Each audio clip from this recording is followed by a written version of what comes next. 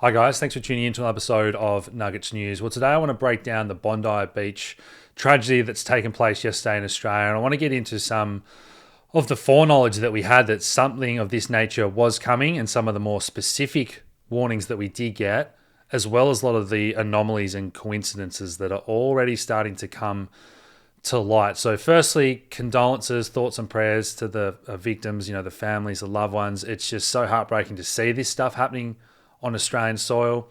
And as you know, when I started the Evil Elite series 2 years ago, I warned that this type of thing was going to happen, just like we'd seen in Europe with knife attacks, machete attacks, and then shootings because of globalist policies and the globalist agenda, which I'm going to get into as well today. But let's break down the official narrative. And this plays into everything that the media has been trying to push and the division that they have try to create with the way that they're going to frame it. And it's important not to react emotionally.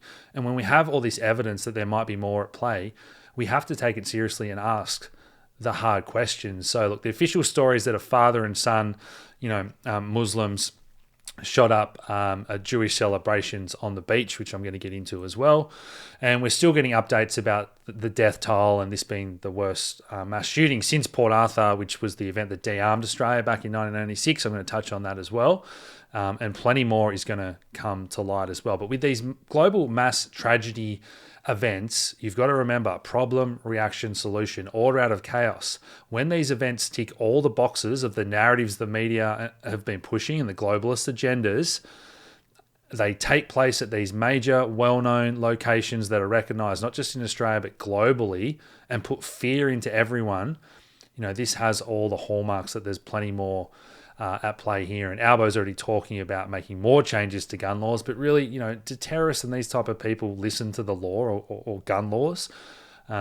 So I'll touch on that as well at the end. But Candace Owens tweeted a couple of weeks ago that she got a tip off that 9/11 style attack was coming in the second week of December. And as we've seen, yesterday's attack wasn't the only one. There was multiple attacks around the world. So, hey, was that just a coincidence or was she right?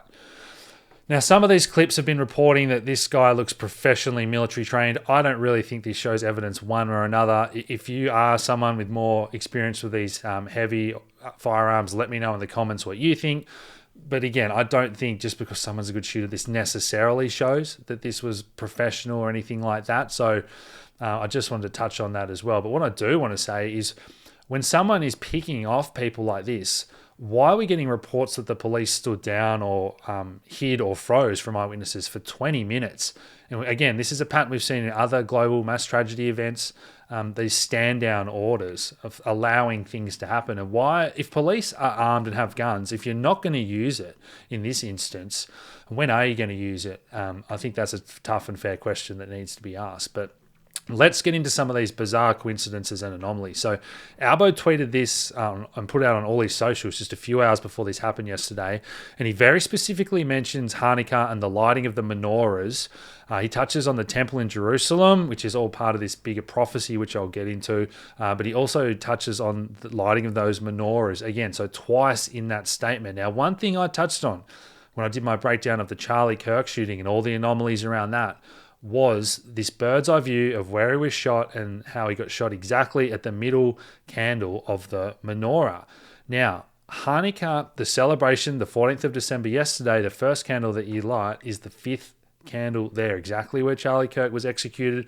And we know the globalists often give foreknowledge. They talk in occult and symbolism and in these hidden languages about these global mass tragedy events and their plans. So if this is just a coincidence, it's an extremely bizarre one, but I think that is something that is worth noting as well.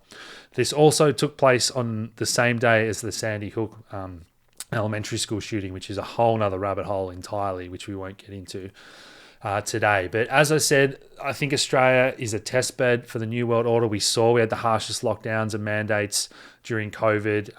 One of the first countries to be disarmed under the rule of the British as well as US intelligence and other foreign nations and intelligence agencies, which we're not allowed to talk about. But basically, I don't think it's a coincidence. And a lot of people are saying as soon as digital ID comes in, there's going to be this push, the social media being the first step to make this the excuse for mass surveillance and digital passports, digital IDs to enter, to travel anywhere, all this type of thing. And again, it's just all fitting into this globalist narrative. But Netanyahu from Israel was quick to come out and tell Western governments they must act now, claiming that recognizing the Palestinian state fueled these attacks. And we're going to get into some of the warnings he said a few months ago. But again, it's just, I don't know how anyone can like this guy when he comes out so quickly and starts making these huge outlandish statements. And he said we've seen the best and the worst, and claimed that the video of the hero that we've all seen was actually Jewish. Now, I don't know how much you're going to hear about this in the media, that it turns out there's evidence coming to light that not only the perpetrators weren't, radical Muslims, actually from Pakistan, and Israel's come out and saying they're going to investigate whether Iran is directly involved, just like we saw in some of the staged attacks in Australia, which I'll get to in a second. But not only that, the hero, it turns out, was actually Middle Eastern. Now, some reports are saying he's Syrian or Lebanese Muslim. Some reports saying he's Christian. It doesn't matter. What's important to note here is that this guy is from the Middle East, and this is the people that the media want you to hate and think they're all crazy. And this guy was the hero yesterday. So I don't think the media will be giving that side of the story too much, because it absolutely doesn't fit the narrative that they want to come out of this style of event, this tragedy.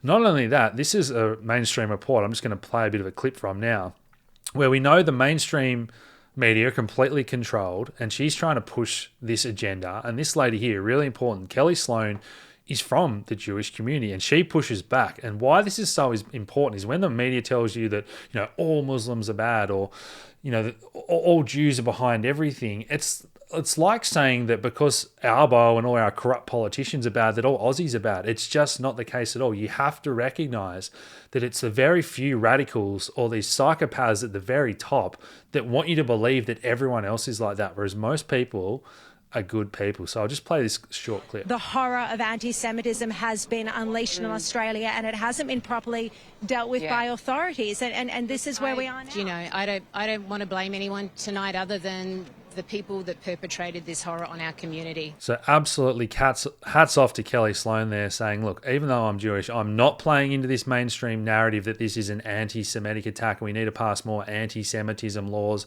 and all this type of crap that the media has been pushing here in Australia, frivolously for the past year or two. So as I mentioned before, Israeli officials increasingly believe Iran was behind this massacre at Bondi Beach.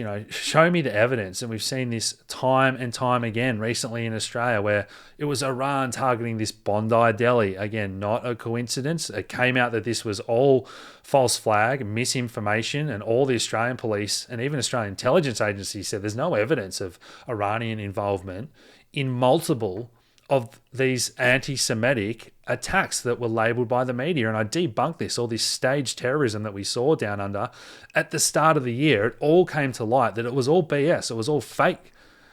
And again, the mainstream media isn't going to tell you that. So this ties into a long pattern of behaviour from these intelligence agencies and certain foreign actors of foreknowledge and predicting things. So I just want to play this little clip for you now. I wrote a book in 1995, and I said that if the West doesn't wake up to the suicidal nature of militant Islam, the next thing you'll see is the militant Islam is bringing down the World Trade Center. So that's quite a prediction from Bibi, and again, he made those predictions that for Australia, now they've recognised Palestine, there's going to be terrorism in Australia. So, again, pretty wild. Now, recently, Netanyahu and Iran, that whole war in the Middle East, they're trying to drag and create World War III, which I'll get to at the end. But these are just these predictions that have never come true about how they always know who the bad guy is and it's never them. But there's been multiple well-documented incidences throughout history of these attempted false flags where they got busted. 2 heavily armed Mossad agents entered Parliament and they were stopped before they could commit the massacre, and they had fake Pakistani passports on them. So this is very, very similar. And some people saying, oh, this is fake and made up. But again, you can fact check and look this all up yourself. This is very, very true. There's even Wikipedia pages on all the assassination attempts, false flags, and that type of thing that have been carried out by Israel for decades and decades now. So Rabbi Shmuley was in Australia 6 months ago, and he specifically warned as well that this type of event was likely. Now, Dale Holmes, amazing follow on Rumble and Instagram, guys. He does some great research. He specifically said when Rabbi Shmuley visited Bondi and called Sydney the cesspit of anti-Semitism that it would be the target for one of these next global mass tragedy events. So if you don't know Rabbi Shmuley, he's never too far away from, politicians, people of power and influence. And you've got to ask yourself, why is a guy that runs, a dildo and butt plug shop with his daughter have all this foreknowledge and hang out with all these world leaders? Very, very weird, bizarre guy. I think a lot of questions need to be asked about. But let's get into the event itself. So this gentleman here survived the October 7th attacks. He's a top 50 global Jewish leader, and he moved to Australia just 2 weeks ago. So what are the chances that someone that survives the October 7th attacks then gets a bullet or injured, I'm assuming it's a bullet, covered in blood, and then your first reaction is to take a selfie? He's wearing a United States t-shirt. So a lot of stuff here that just seems really, really bizarre, doesn't add up. Not only that, we're now getting reports and intel that up to 5 people survived the October 7th attacks were also at the Bondi Beach event yesterday. So when you know your history about other false flags and coordinated staged events and attacks, paid actors, intelligence officers, all this type of thing, this is another thing I think that we need to question seriously.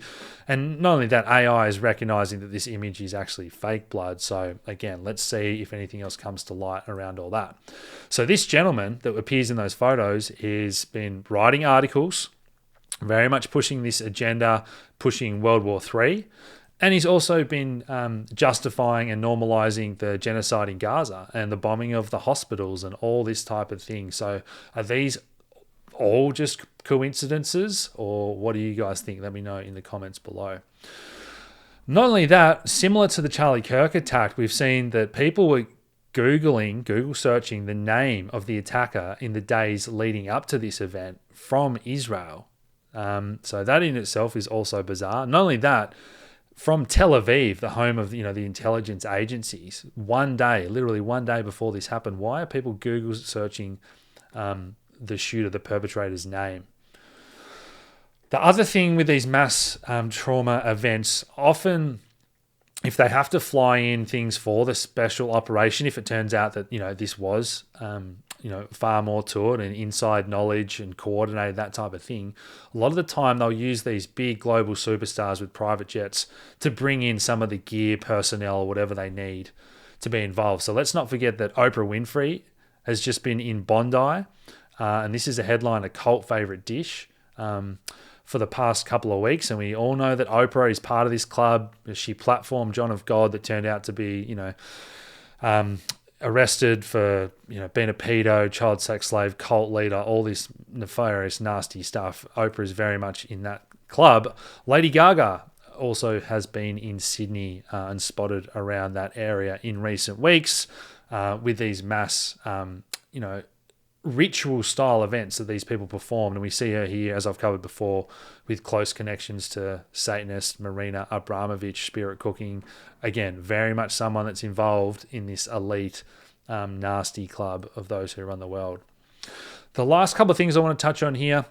Again, this photo here, blue and red, is got a lot of occult symbolism. But if you're doing this, I'm not really sure why you're arranging your shotgun shells and ammo neatly in a coordinated fashion. That is just a little bit off as well to me to see that. And as I mentioned, blue and red is deeply, deeply symbolic in the occult, to Freemasons, Kabbalistic influences, and the twin pillars of Solomon's Temple, if you know your occult history, the push for World War III, everything that's happening in the Middle East. Obviously another bizarre coincidence. But just before I jumped on to record this video, we did get the news that Albo is already proposing strengthening and strictening the gun laws. As I mentioned at the start, do terrorists and criminals abide by these gun laws?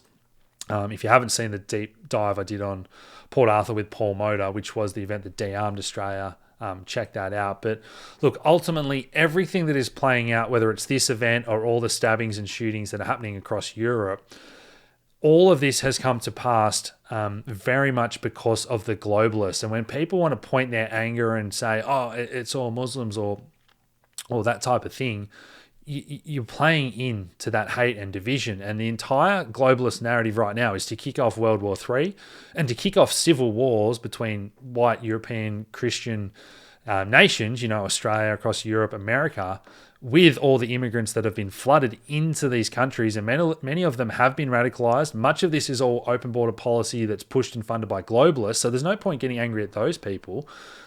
This is, again, you have to look at our politicians, the globalists, the evil elites that are pushing all this agenda. And that war in World War III that they're very much pushing for, ultimately, this is why we continue to hear that, Iran is to blame. Because if things kick off, Israel is currently bombing and at war with all these neighboring countries around Israel, but it really is Iran that they want to drag Russia and China into war with Europe and all the NATO countries. America and Australia would then be dragged into the war at that point. And all wars are bankers' wars. Ultimately, it is the rich, satanic banking families, the Rothschilds, the Rockefellers that pull the strings, the globalists that then coordinate down to our politicians that are just puppets, really, in all of this, as I've covered in great detail in my Evil Elites style video. So obviously a real tragic day for Australia. As I said, thoughts and prayers go out to all the victims. But let me know anything else that you've seen come to light down in the comments below. If you think that this is just a random event from a lone actor, or if you think there is more to this than the mainstream's reporting and the surface level story. So guys, if you've enjoyed this video, hit that like button, subscribe if you haven't already, share these videos around, and I'll talk to you again soon. Cheers.